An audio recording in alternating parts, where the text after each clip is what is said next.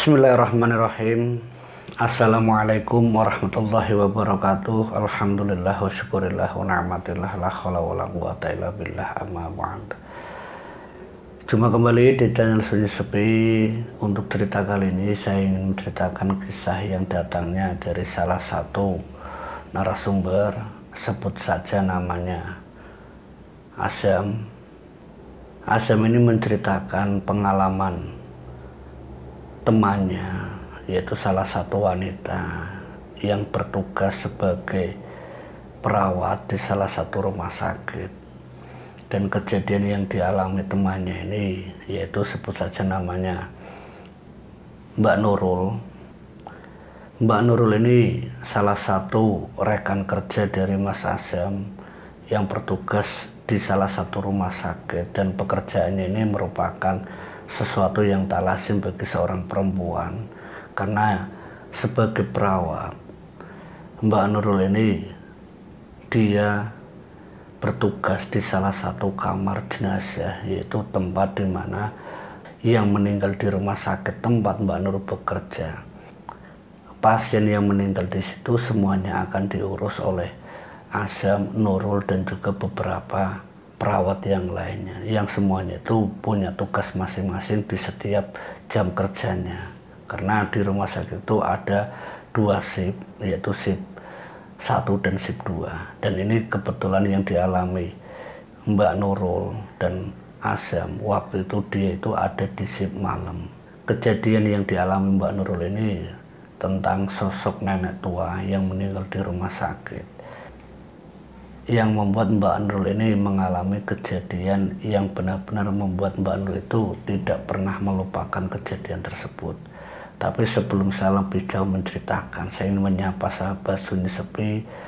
Semoga dukungan dan support kalian bisa membuat konten kami ini jauh lebih baik ke depannya, dan semoga kita dan kalian juga selalu dalam lindungan Allah Subhanahu wa Ta'ala, selalu diberikan nikmat sehat, dilancarkan rezekinya, dipanjangkan umurnya, dan dimudahkan dalam segala urusan. Amin amin ya rabbal alamin. Kejadian yang diceritakan narasumber yaitu Azam tentang Mbak Nurul ini terjadi di tahun 2019 kemarin, saat Mbak Nurul ini mengurus salah satu pasien yang meninggal, yaitu seorang nenek tua yang berusia hampir 80 tahun, dan tepatnya itu 78 tahun. Saat nenek itu meninggal, hanya ada beberapa anggota keluarganya yang saat itu sedang menjaga di rumah sakit itu. Nah, dari pihak keluarga ini meminta untuk jenazah dari nenek itu diurus dari pihak rumah sakit.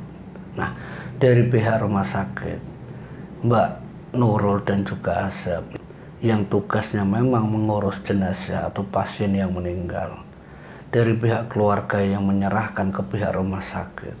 Saat itu juga pasien yang berusia 78 tahun itu langsung dibawa ke ruang jenazah.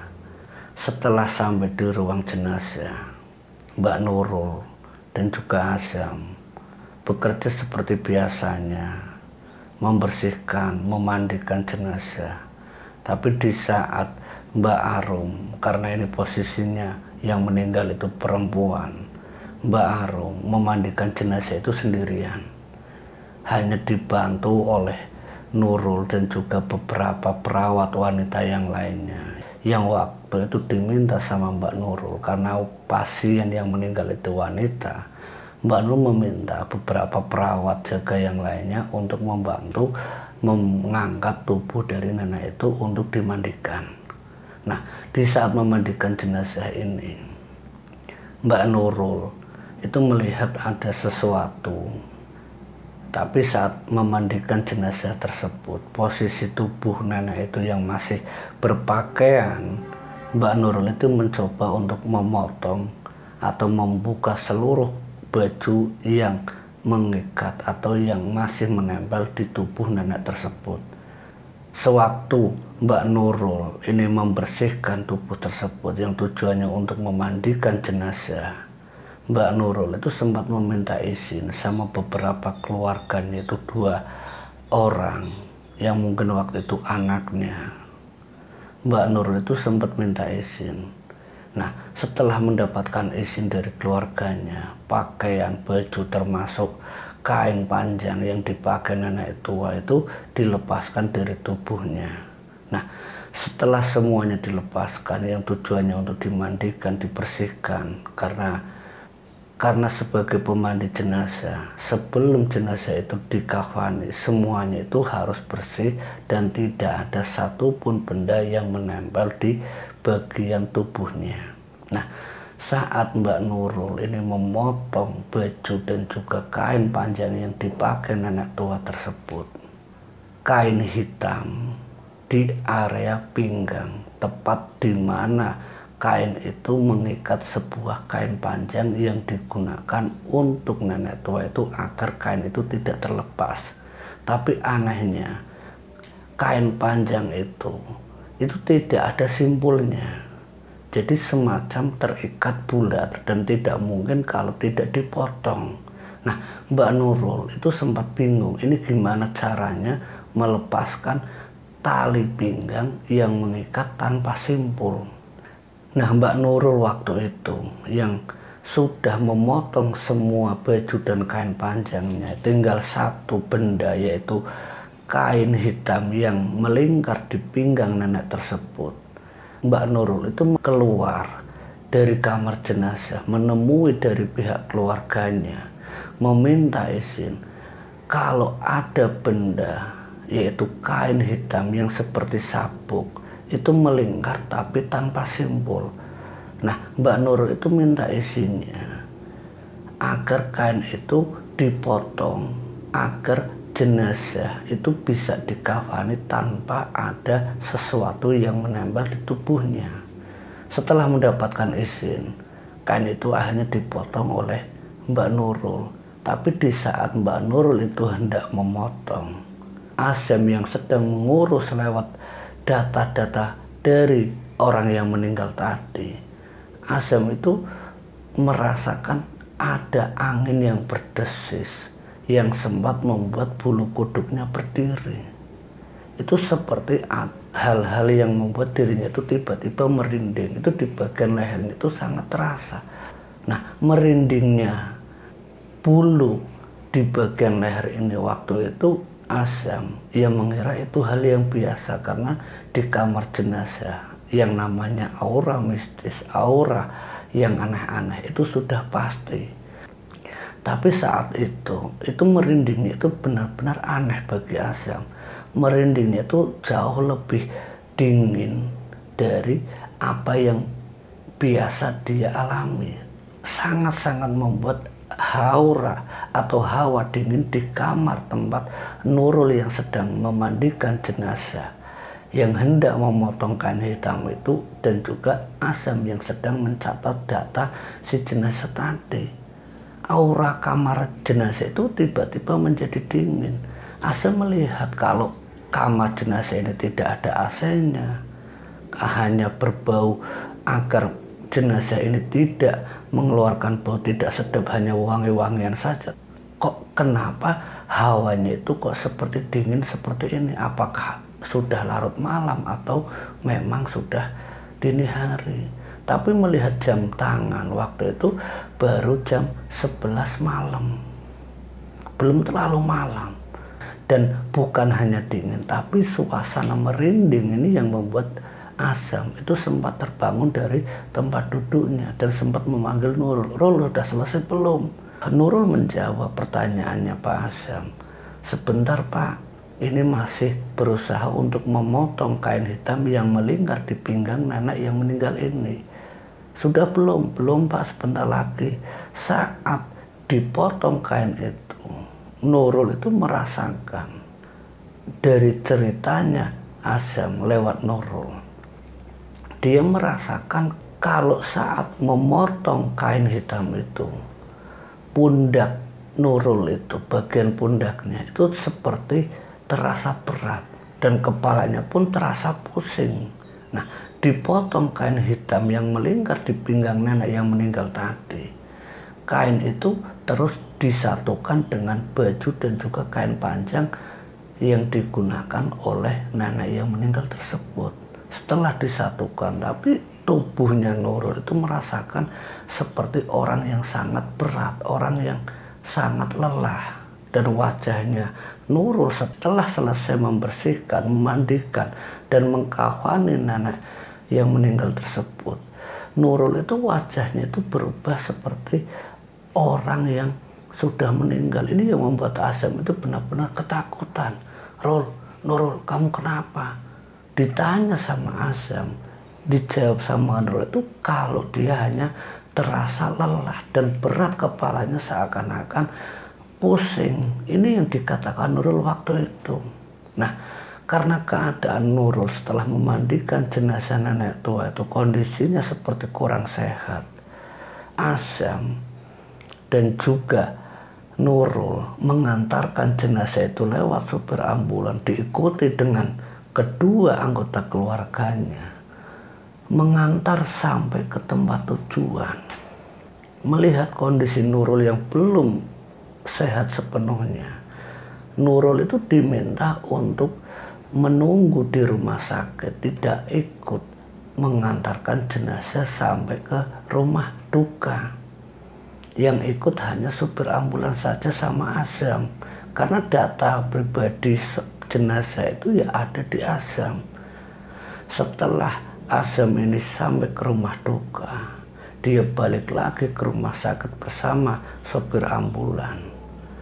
Melihat Nurul itu sudah dalam keadaan pingsan, dan di situ sudah ada beberapa perawat yang lain yang mengurusi tubuh Nurul yang dalam keadaan pingsan. Azam bertanya-tanya kenapa dengan Nurul.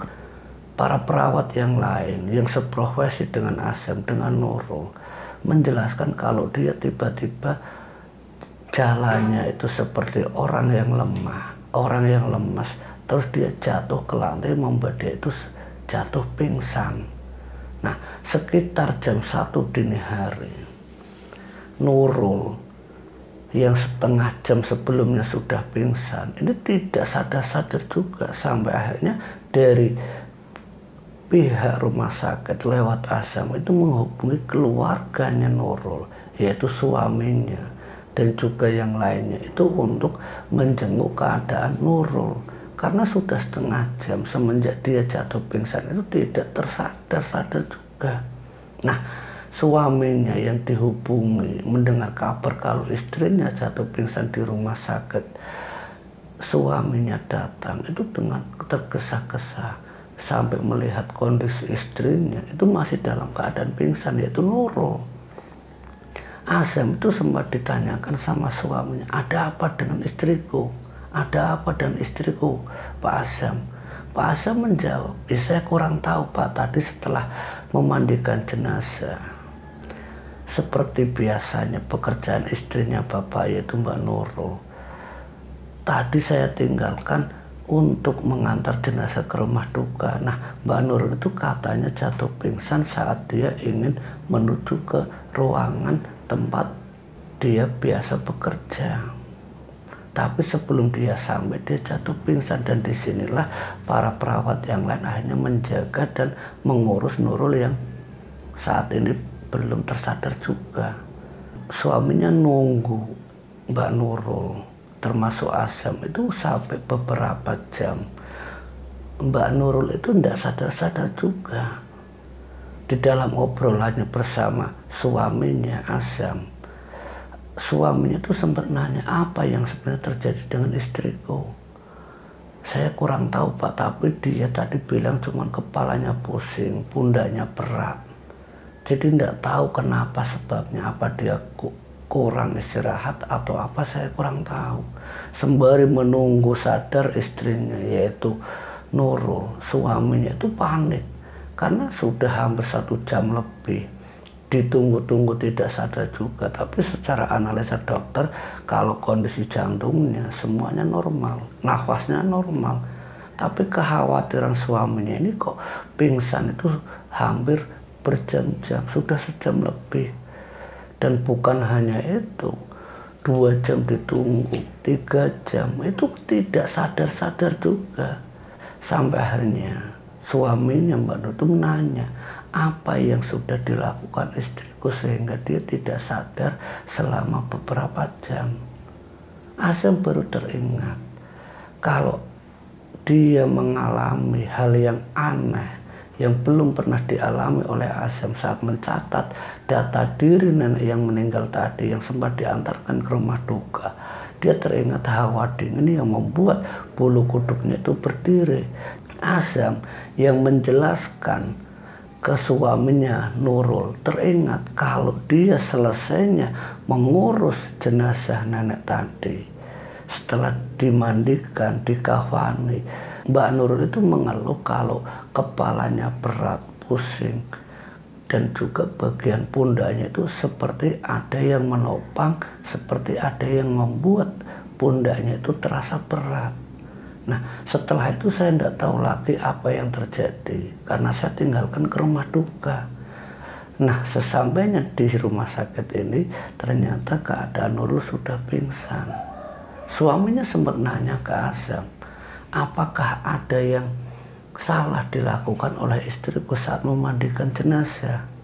Azam teringat kalau Mbak Nurul memotong kain yang melingkar di bagian pinggang nenek yang meninggal, dan kain itu tidak ada simbolnya seperti lingkaran yang dimasukkan dari kaki menuju ke pinggang, tapi karena kondisi fisiknya yang teramat besar, perutnya sebentar kondisinya kecil, tidak mungkin juga kain itu ditarik dari atas pinggang sampai ke bawah, dan kain itu harus dipotong.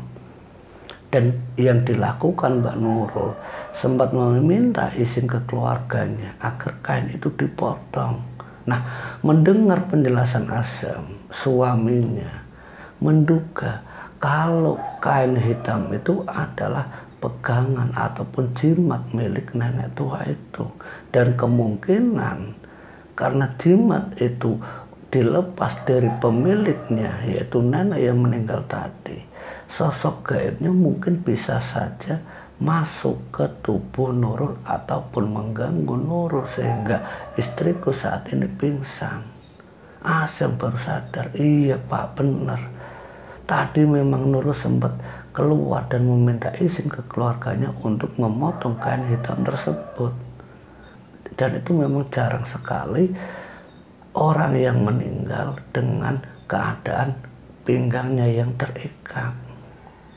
Dan yang dilakukan Nurul itu memotong kain yang di pinggang yang melingkar di nenek yang meninggal tadi. Itu penjelasan Azam ke suaminya Mbak Nurul. Nah, setelah Azam menjelaskan ke suaminya mengetahui apakah jangan-jangan nenek yang dimandikan oleh istriku, kain hitam itu adalah jimat atau semacam pegangan dari nenek tua itu. Azam tidak bisa menjawab karena Azam tidak tahu apa yang ada di balik kain hitam yang sudah dipotong oleh Nurul. Nah, setelah hampir 3 jam lebih Nurul itu pingsan. Saat suaminya khawatir dan cemas, istrinya yaitu Mbak Nurul tidak sadar-sadar, terdengar azan subuh, Mbak Nurul itu baru tersadar. Nah, setelah tersadar ini, Mbak Nurul itu sempat bilang sama suaminya kalau dia itu seperti ikut dengan nenek yang baru saja dimandikan oleh Mbak Nurul sendiri. Suaminya sempat kaget, maksudnya kamu gimana istriku?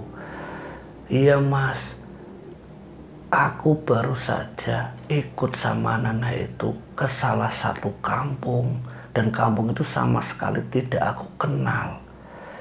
Jadi menurut apa yang diceritakan Azam, Mbak Nurul itu mengalami seperti orang yang mati suri ataupun dalam keadaan tidak sadar, itu seperti terbawa oleh sosok nenek tua yang sudah meninggal tadi. Itu hampir 3 jam lebih.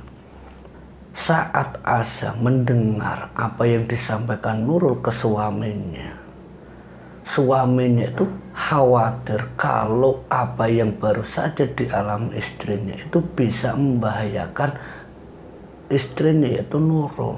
Nah, di saat pulang kira-kira jam 6 pagi Mbak Nurul yang izin pulang terlebih dahulu dan diantar oleh Azam dan juga suaminya.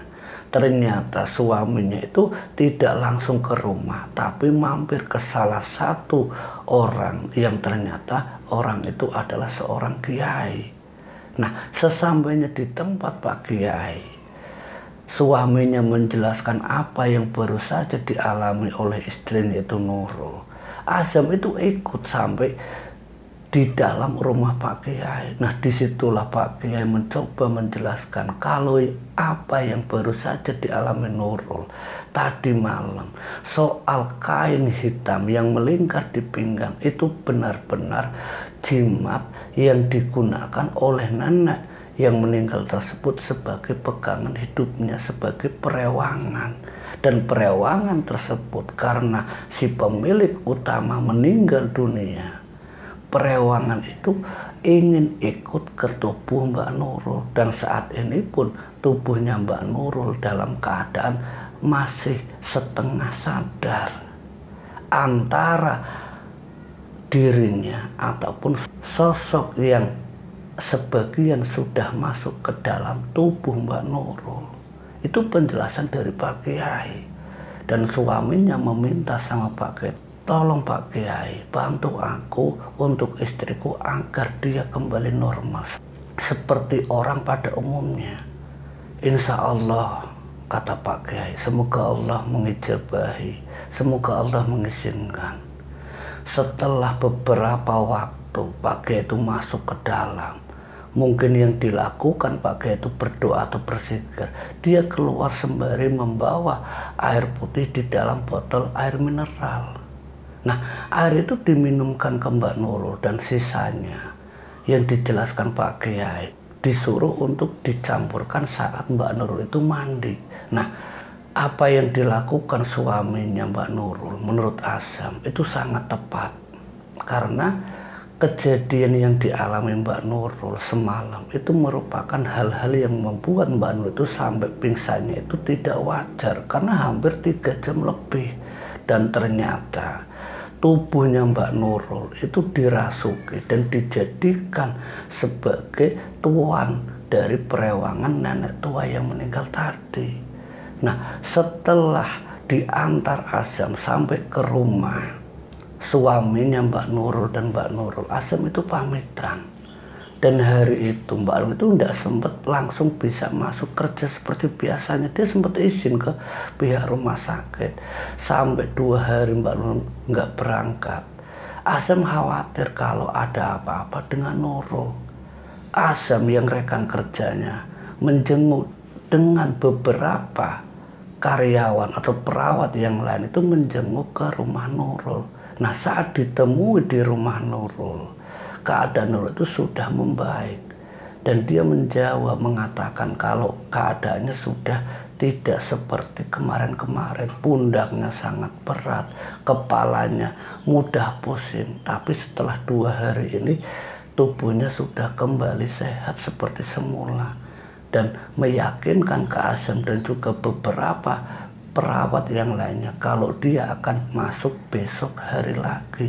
Nah, dari kejadian yang dialami oleh Nurul ini merupakan satu hal yang benar-benar di luar dugaan Nurul dan juga Azam. Pengalaman saat memandikan jenazah, yaitu sosok nenek misterius yang meninggal masih menggunakan jimat perewangan. Nah, setelah kejadian itu Mbak Nurul menjelaskan saat 2 hari dia diterapi oleh Pak Kiai. Pak Kiai itu menjelaskan kalau perewangan itu yang sebagian sempat ikut di dalam tubuhnya Mbak Nurul, dia memang sangat menginginkan tuan yang baru, tapi karena keinginan suaminya termasuk Mbak Nurul sendiri tidak mau menerima hal-hal yang aneh yang khawatirnya bisa membahayakan tubuh Mbak Nurul sendiri. Mbak Nurul berusaha meminta perlindungan, memohon sama yang di atas, yaitu Allah Subhanahu wa Ta'ala, agar tubuhnya tidak digunakan wadah atau dijadikan tempat bagi para Goib seperti jimat yang pernah digunakan oleh nenek yang pernah diurus jenazahnya. Lewat terapi itulah alhamdulillah bismillah keadaannya Mbak Nurul yang menolak ini, akhirnya sosok tersebut itu, kata Pak Kiai itu, menghilang dan kembali ke tempat asalnya. Ke tempat asal siapa? Ya mungkin kemungkinan kata Mbak Nurul dia akan kembali ke pemilik awal, yaitu bersama nenek yang sudah meninggal.